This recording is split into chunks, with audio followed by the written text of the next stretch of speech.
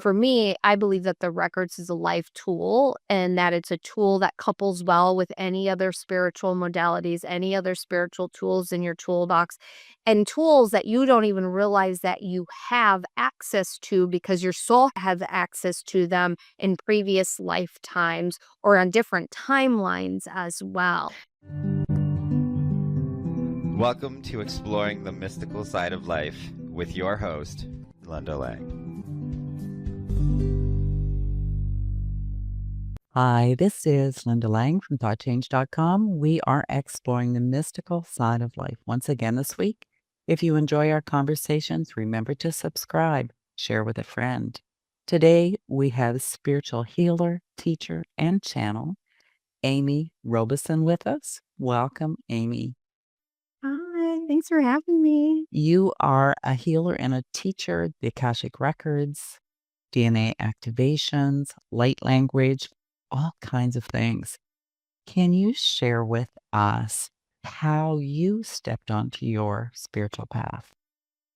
Following the energy. It's really like I was in a dark place, and at the time I didn't have the words intuitive guidance, but I was getting intuitive guidance to start yoga. And that led me to want to do dream interpretations, led me to meditations, led me to the Akashic Records, channeling, all sorts of different stuff. And it's just follow the energy. That's all that I ever did is just like, oh, that sounds interesting. My heart says, yes, let's do that. Okay. I think that's perfect. And that's really the wisdom that's been passed down through the ages, right? To follow the spiritual breadcrumbs. So many of us want to know the destination instead of taking one step at a time and enjoying the journey.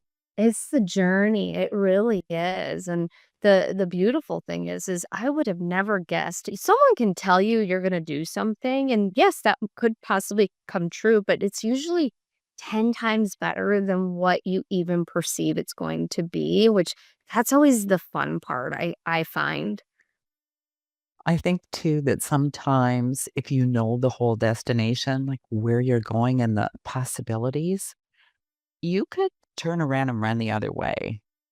Yes, I have Akashic Records students that, the way that I teach the Akashic Records, it's for the past, the present, and the future.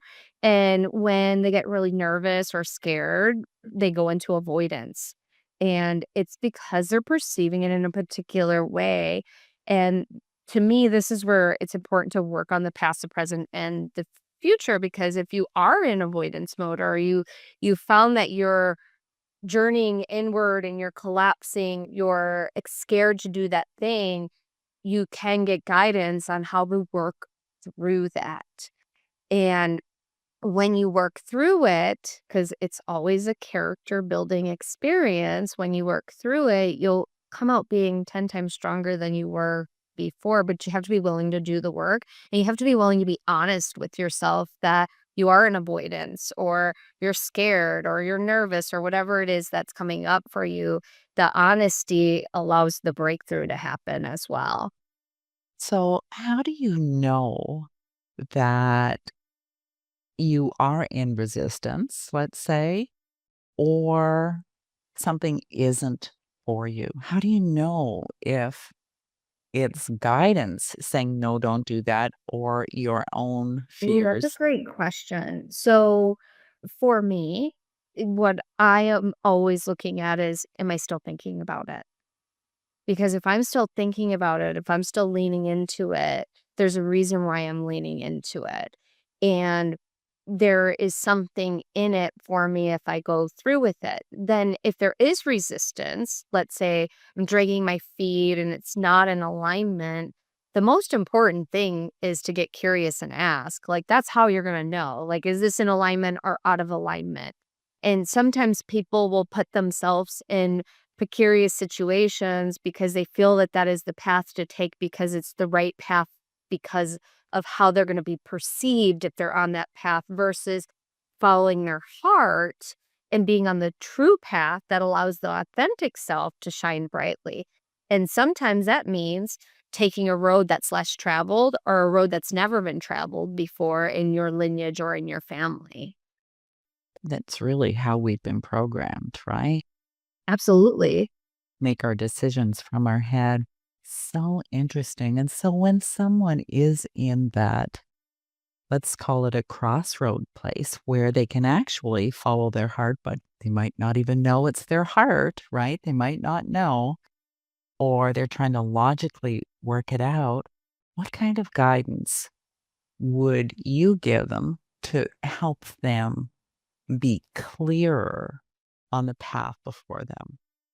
Yeah, so for me there's several things. One is leaning into your spiritual tools.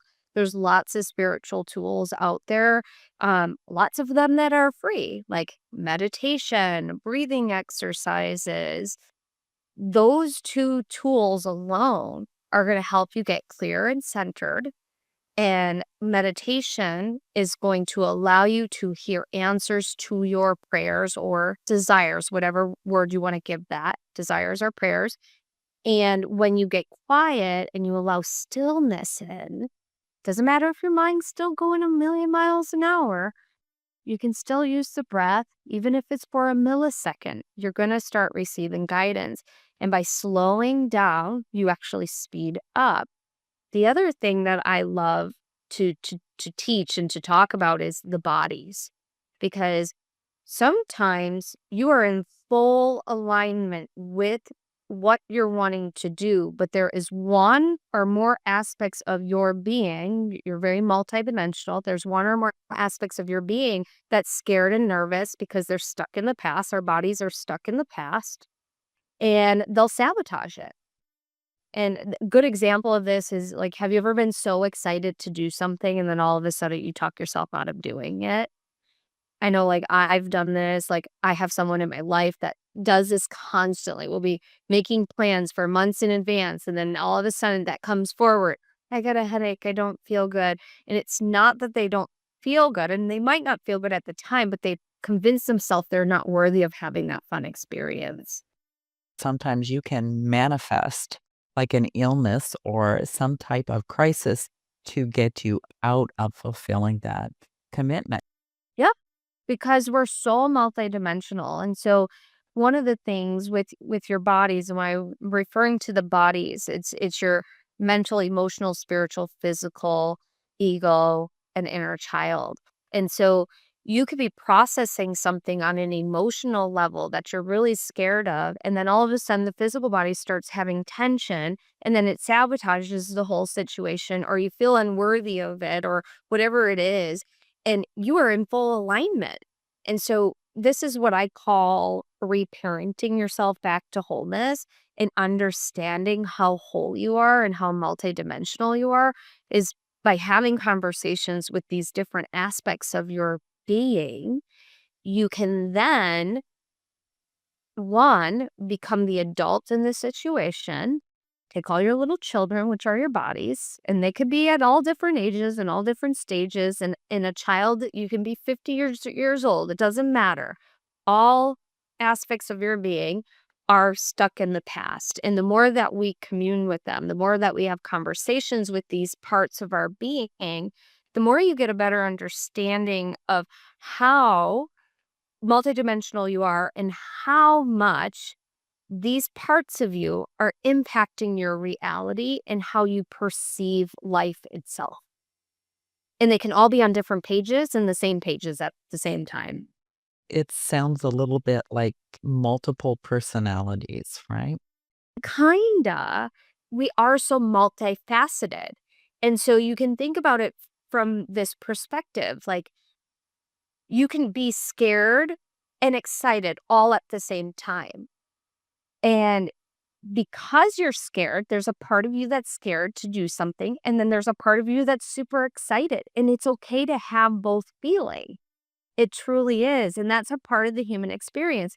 We are blessed with having feelings and emotions are super complicated, and I'm a big believer in that. It's really important in the spiritual community that everyone understands that it's okay to be human, and you are a spirit having a human experience, and you chose to have a human experience. You made a decision to have the human experience. And so embrace the experience. Embrace it fully, because when you embrace it fully, magical doors start to open up because you're embracing the experience fully versus resisting it and wanting to go home. I hear that a lot. I want to go home. I miss my home. And guess what? You're here. Take advantage of it. And it's okay if you're sad. And it's actually a gift to be here when you can view it from that higher level. You know, Amy, it's so interesting when you talk about these little parts because it's so fascinating to watch someone slip into one of their parts and react from this unconscious place.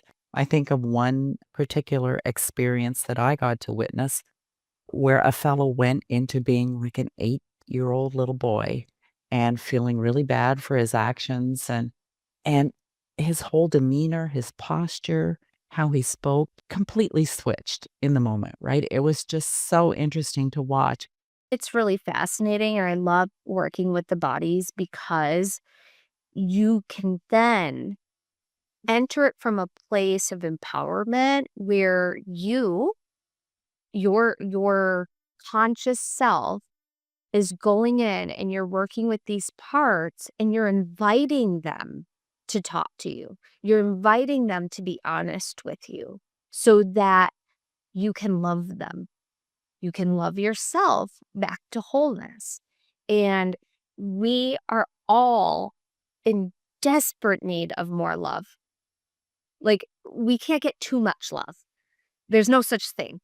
Our cup can be overflowing with love. And the more that you give yourself permission to look at how you behave and why you're behaving that way. And this is where the curiosity comes in, where you're getting curious instead of judging it. You're getting super curious about it. You can then have a self-discovery. And self-discovery allows you to evolve. And why we're here is we're here to evolve. You're here to have certain experiences, and not all of them are meant to be perfect. Not all of them are good experiences. We are meant to have character building experiences. We are meant to experience grief. And this is sometimes really hard for people to process because they're like, I don't want to experience grief. Well, guess what? At some point in your life, someone's going to pass away that you love. You're going to lose something you love. And your bodies are going to all process that in very particular ways. Some of them will be similar, some of them will not. Some of them will be healthy, some of them not so healthy. And you get a chance to work with these aspects to then heal them so that you can have it as a character building, evolving experience versus something that knocks you back 1 year, 10 years, 20 years. Because it all depends on the experience and how you choose to react to it. And it's all choices you get to make. And we all have these parts. Yeah, all of us. If we choose to look at it or not, you hear that saying, check your ego at the door. I am so not like that. I'm more like, take your ego, hold her hand or his hand, invite them to sit next to you and be a curious student. Because the more you check your ego at the door, the more the ego actually stays in the past and becomes an unruly child. Exactly. You need your ego, so you want to have cooperation. Absolutely. Your ego is here to keep you safe. And your ego tells you, hey, there's a cliff over there. You're not going to want to take any more steps forward. That person's definitely not a good person to connect with. They're energetically, they're not a match for you. Or, hey, you're going to burn yourself. Don't touch that. Your ego has a job and a purpose. And you pick your ego up along the way in this human experience. And you are a team, and your job is to assist the ego in evolving so that you can evolve as well. So, Amy, how important is it for us to check the Akashic Records to help us in our path of evolution? So everybody's different. So The Akashic Records start speaking to the soul when the soul is ready to start experiencing them. And I teach the Akashic Records through my program called Sacred Awakening. And it totally is up to the person because there's so many different modalities that someone can be attracted to. For me, the Akashic Records is my through line through everything in all of my spiritual practices. I am constantly tapping in and checking in terms of like the bodies and the records. You can work with the bodies in the records, you can work with the bodies outside of the records. You can utilize the records to have a deeper understanding of working with the bodies and getting additional information and exercises and things like that. I believe that the records is a life tool and that it's a tool that couples well with any other spiritual modalities, any other spiritual tools in your toolbox, and tools that you don't even realize that you have access to because your soul has access to them in previous lifetimes or on different timelines as well. And so it depends on the person on its importance at that moment in time in their life if they're meant to be working in the records or not working in the records. Does that make sense? Absolutely. And it's pretty interesting to consider that we could all, and probably all, do have tools that we're not aware of, so we're not accessing and utilizing and developing further.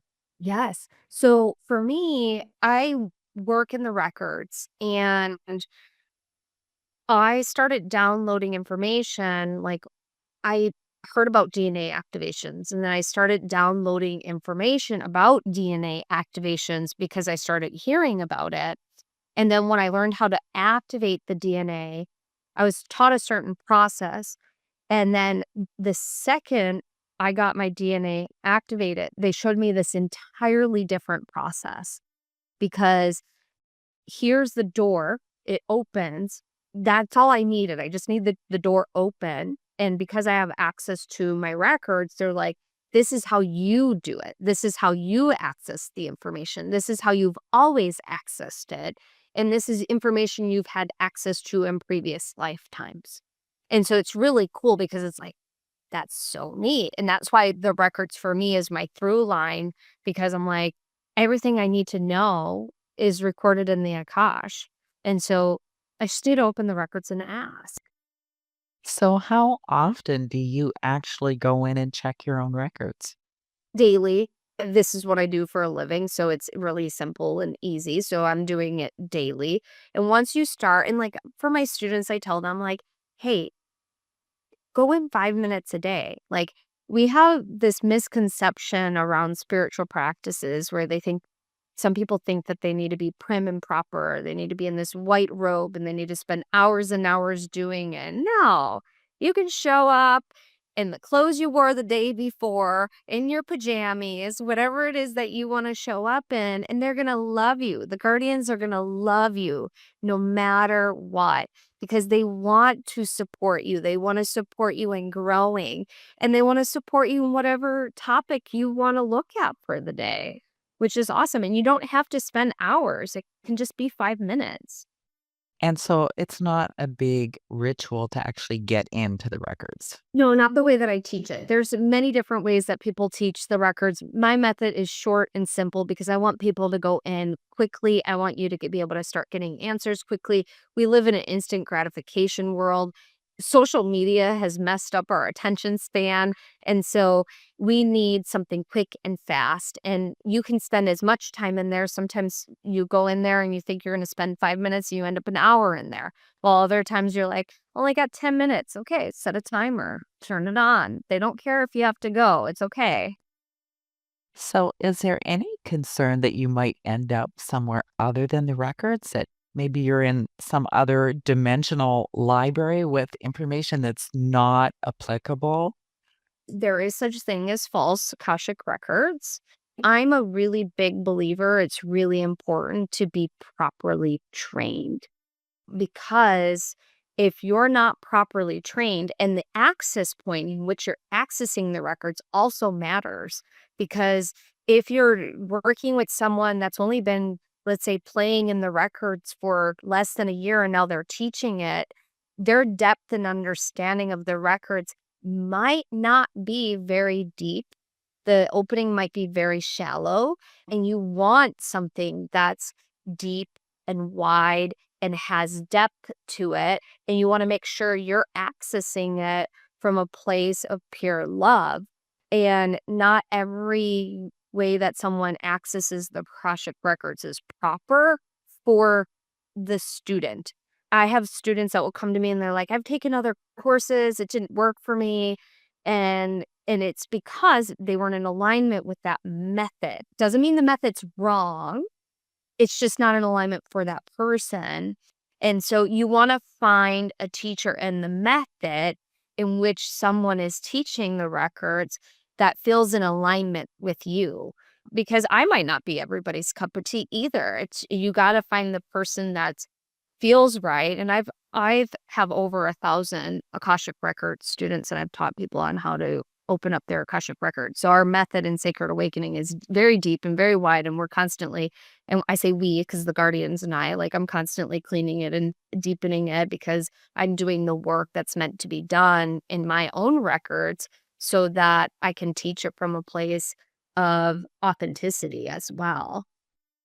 Such good advice for choosing a healer as well, that there needs to be that resonance. Yeah, absolutely. And sometimes we do find teachers that we're meant to study with to find out that that's exactly not the way you want to be a teacher. And that's exactly what you were meant to get out of that relationship.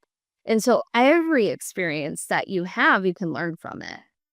Amy, can we check the records? Yeah, absolutely.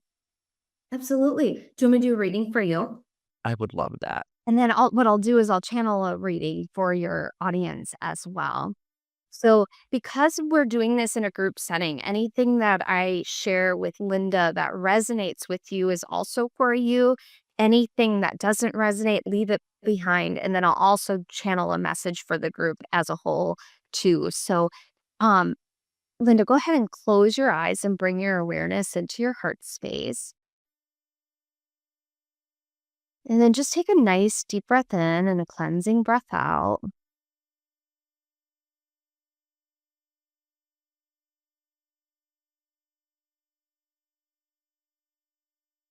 And then bring your awareness just slightly back. And I'm seeing a black diamond. Go ahead and touch that if you're noticing it or sensing it, or just allow the energy to just kind of swirl around you. And then let me know when you connect with that energy. Yeah, I've connected. Okay. And then once you connect with it, I want you to imagine your crown chakra opening up. And then I want you to just bring that black diamond energy all the way down into the soles of your feet from the crown chakra down.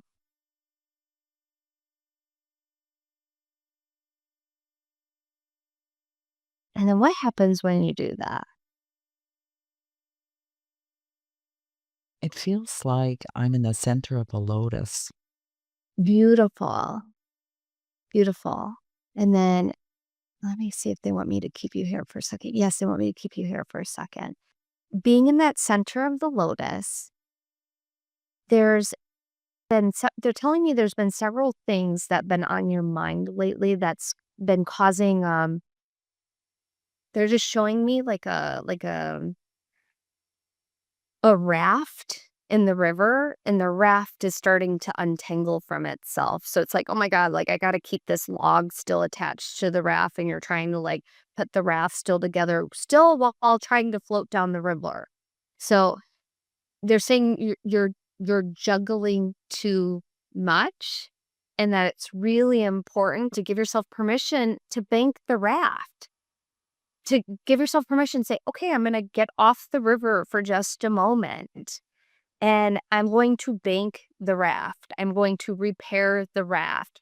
Because part of what's coming forward for you is there's a lot of new spiritual technology that's very ancient, very old. Your soul has been connected to for a very long time, but there isn't space for it to land right now because you're constantly floating down the river at a rapid pace. It's like whitewater rafting. Like it's rapid and it's quick. And so they're wanting you to slow down. And I don't know if you have any time scheduled off. They're saying it's crucial that you take at least 3 to 4 weeks off this year. I know it's huge.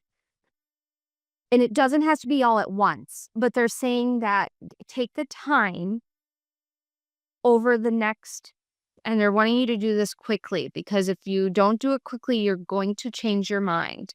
So over the next, I'm hearing 2 weeks, to look at your calendar and make it a priority to look at your calendar every day and put a little note.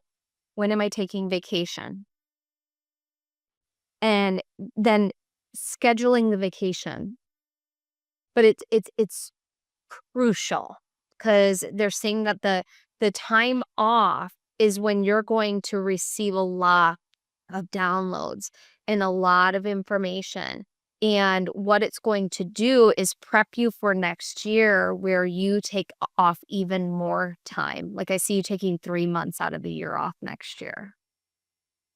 Slowing down is gonna allow you to speed up, and so give yourself permission to do the 3 weeks this year, and then you'll then take the time where it's like, "Okay, let's just take the calendar, and I'm gonna block off this, this, and they're saying you deserve it, and there's gonna be things that come through, and they're wanting me to say that raft analogy again, that you can't fix the raft in the floating river.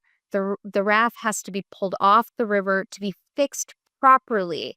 You can kind of fix it in the river, but it's a patch job, and there's nothing there, you're not broken, but they're saying, like, really do a deep repair of your mind, body, soul. Extra time is required for you to take off.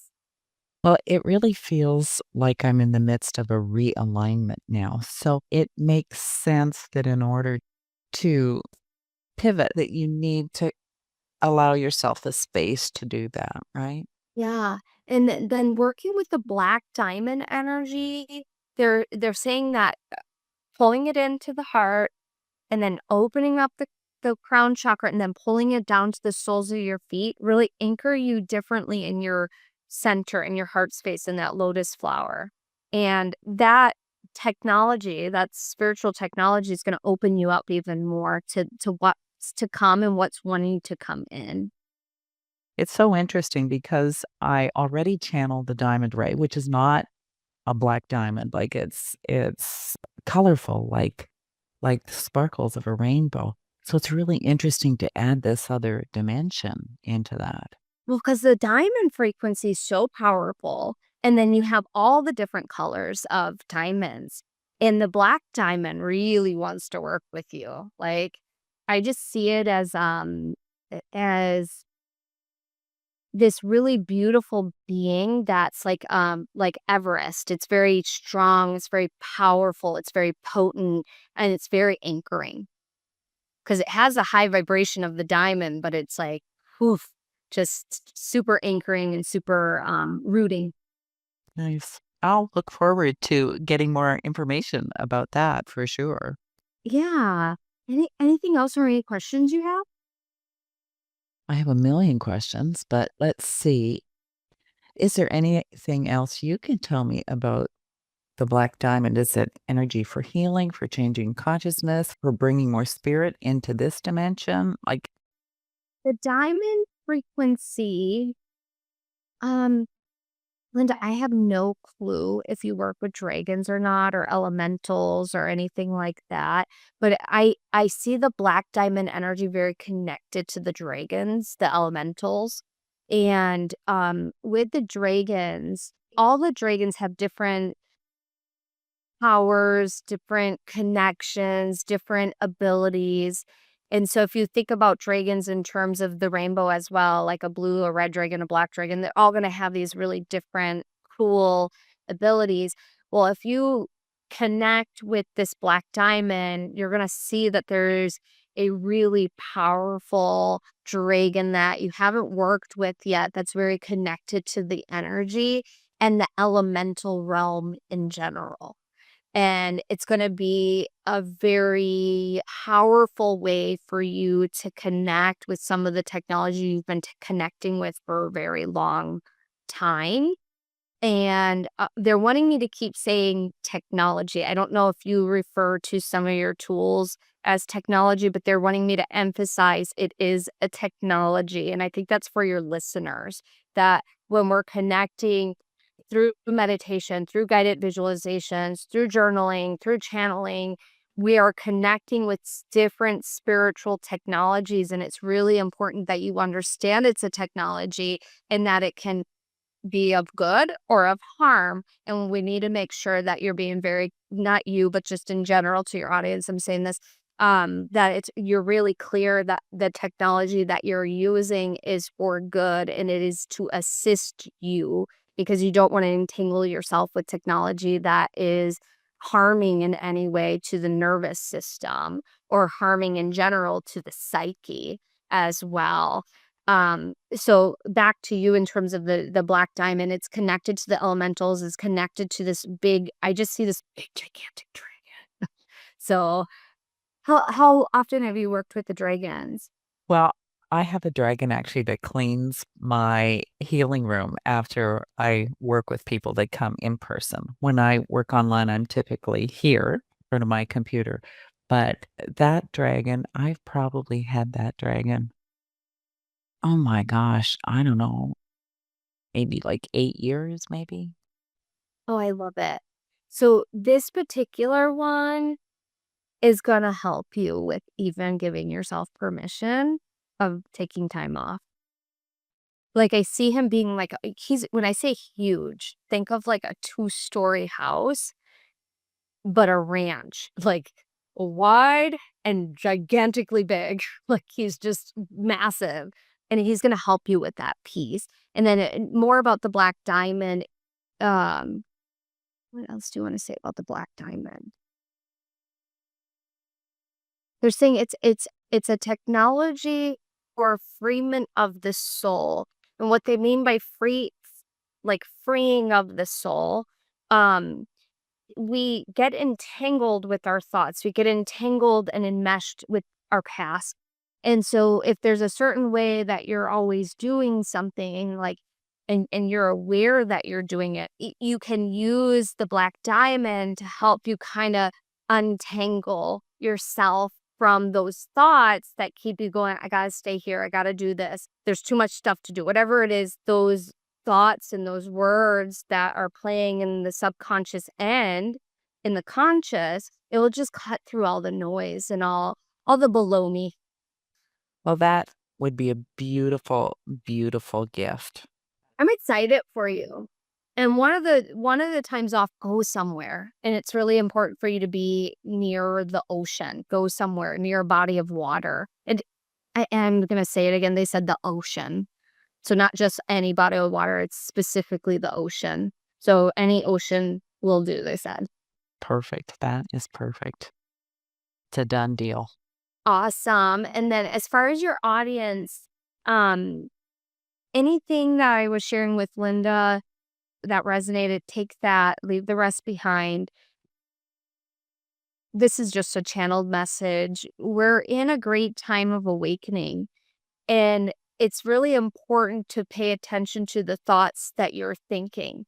And the more that you start slowing down and going, why didn't I just say that? Do I really mean that? Or I said something to my daughter the other day and I'm like, why did I just say that? And it was programming from my childhood. I sounded exactly like my mother. And I was like, oh, that's programming. Okay, that's not how I really wanted to say that. So then I stop and I pause and I go, how did I want to say it? And how can I rephrase it so it's said the way that's really incongruent with me and with my frequency and with my resonance. And so slowing down and paying attention to your thoughts and the words you speak out loud and asking yourself, is that what you really meant to say? And if it's not what you meant to say, cancel it and re-say what you really meant to say. Or sit and meditate on it, because you might not know exactly how you're meant to say it and how you want to say it. And journaling is going to be a way to get out your emotions and your thoughts without having to hurt someone else's feelings. And so you can work through all of the unprocessed stuff that you haven't been able to process out loud in a safe space. And then it will allow you to actually communicate differently when you are in conversation with someone or you're in just conversation with yourself. You can start thinking about things that you desire versus processing the day or the conversations that you had. And they're saying it's crucial. And you can also use this black diamond energy. Just call it in. Just say, I'm calling in the black diamond energy to help me wash out these thoughts that don't serve my highest good. And then breathe it in, exhale it out, and you're complete. It's really that simple. And be willing to let it go. Yes, you have to. Yeah. Be willing to let it go. Yeah, perfect, perfect.